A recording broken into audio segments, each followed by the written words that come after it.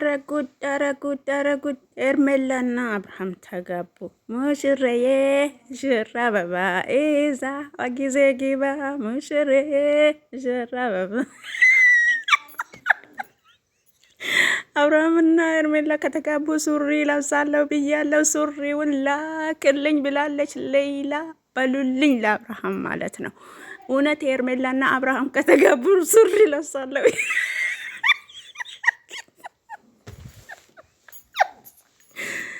ወይኔ አባቴ አብርሽ ይመች ብለናል።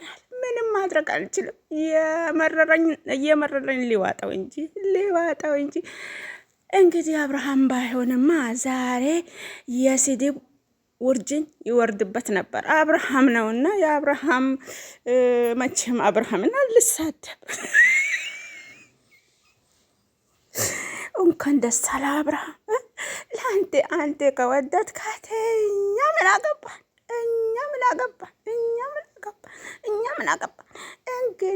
እንግዲህ እኔ አይኔን ከፍቼ አላያችሁ ቡዳ ሆኜ እንዳልበላችሁ ቤተሰቦች ይቅርታ። አሰላሙ አለይኩም ወረህመቱላሂ ወበረካቱ። ውድና የተከበራችሁ ቤተሰቦች እንዴት ናቸው? ማን ናቸው? ሰላማችሁ ባላችሁበት ብዝት ይበል ማለት ነው። የሄርሜላ ደጋፊዎች ማለት ነው። የሄርሜላ ደጋፊዎች ሽንታችሁን ወደ ላይ ወደ ታች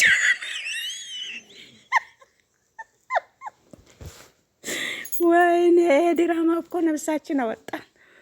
ስለዚህ የሄርሜላ ገዳፊዎች ሽንቶ ደላይ ብያለሁ። አብርሃምዬ እንኳን ደስ አለ። ትላንት እኮ እንደዛ ተሽኮረመም ከነበረው ለዛሬ እንግዲህ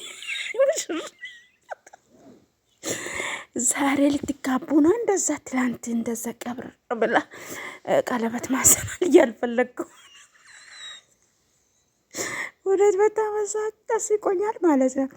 እንኳን ደስ አላ ብያለሁ። ኤርሜላ ተሳካለሽ። በቃ ሩታ ቀረች ማለት ነው።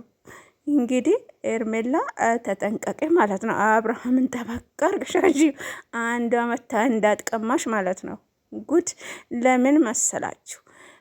በሩታ ውሳ ስለቀማቻት በሄርሜላ ደግሞ አንድ አመት እንዳትቀማሽ አብርሃምን በደንብ አርገሽ አንሶላ በጥሩ አንሶላ ቃብ አርገሽ አዝለሽ ዙሪ ማለት ነው። ወይም አወርደዋለሁ ብቲ ያወረሽው ቀን ነው የምትቀሚው ማለት ነው። ጉድ እኮ ነው።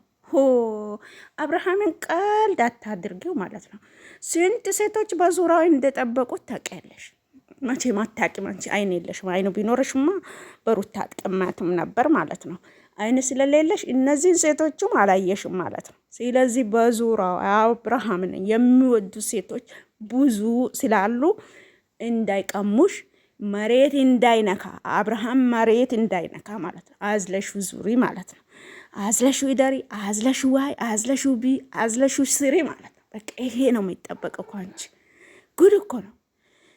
እንግዲህ አብርሃም መብሩክ አለይ ብለናል። እኔ ግን ሱሪ መታጠቄ ነው ያሳዘነኝ። በቃ ጂንስ ስሮዎቹን እያሰፋ ላክልኝ በሉልኝ ማለት ነው።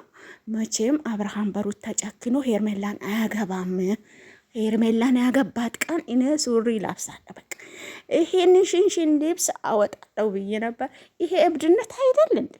አብዳለች ሌላ በሉኝ እስቲ ሚከሩ እስኪ የምምከረው እኔ የነሱ ነገርማ እኔ ቆጮ ቀረ ላጠኝ ማለት ነው። ወይኔ ሌላ በቃ ሱሪ መልበሴ ነው።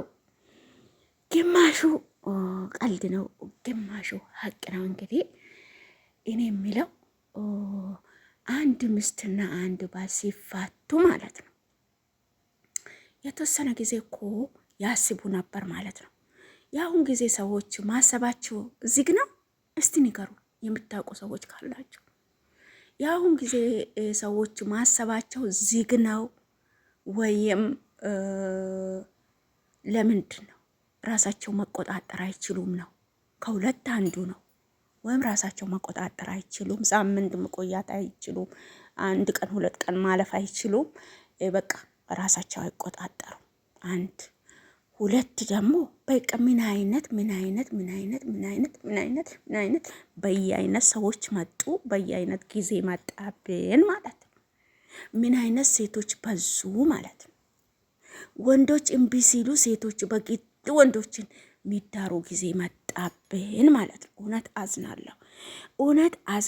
እንደዚህ እንደ ቀልድ ያወራሁት እንዳይመስላችሁ። እኔ ውስጤ በጣም ነው የተሰማኝ ማለት ነው። ለምን ሴት በራሳ ጊዜ ረክሳ ሴትን ሲጠይቅ ከድሮ ጀምሮ እኛ የምናውቀው ወንድ ነበር ሴቷ የሚጠይቃት። አሁን እሱ ቀርቶ ሴቷ ወንዱን ለምና ቀለበት ገዝታ አሁን ይህን ሁሉ የምታደርገው መኪና ሄርሜላ ይሆናል፣ ሱፉ ሄርሜላ ገዝታ ይሆናል። በቃ ራሳንም ኮምቦሌቲ ሁሉ ነገር እየጨረሰችው እሳ ትሆናለች ማለት ነው። በቃ እዩ አንድ ብር ሌላ ሴት ምታርግ ወንድ አታገኝም ማለት ነው። ወንድ በብር መግዛት ከጀመሩ ሴቶች በቃ ብር ሌላ ሴት እንዴት መሆን አለባት? ያለ ባል መቀመጥ አለባት? ሴቶችዬ ለምንድን ነው መጥፎ ስራ የምታስለምዱት? መጥፎ ስራ ለምንድን ነው ምሰሩት ማለት ነው? ተው ፈጣራችሁን ፍሩ ማለት ነው። ብር ሌላ ሴት በቃ ቤት ትቀመጥ ማለት ነው። ከአባት ከእናታ በቃ ባል አታገኝም ማለት ነው።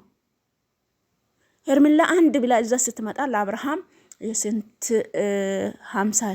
400 ሺህ ነው 500 ሺህ ሰዓት ይዛ መጣች። ከዛ በኋላ ስንት ብር ጨፍጭፋ ለመዝናኛ ላከችው። ለዛም ጋርድ ጨምራ ማለት ነው። ከጎኑ ጓደኛ ፈልጋለት ማለት ነው። አሁንስ አግባኝ ቀለበት አርግልኝ ብላ ትላንት ለመነች። ዛሬ ተሳካላት። ማታ ጨርሶ አደሩ ማለት ነው። ስለዚህ ብር የሌለን እኛ ባል አናገኝም ማለት ነው። ጉድ እኮ ነው። አረ ሴቶች እየረጋ በሉ፣ ተረጋጉ። ባሎች ራሳቸው ፈልጎ ይጠይቆ ብር አውጥቶ አልብሶ ወርቅ አጊጦ ይውሰዳችሁ ማለት ነው። ይውሰዳችሁ ባላችሁ ማለት ነው።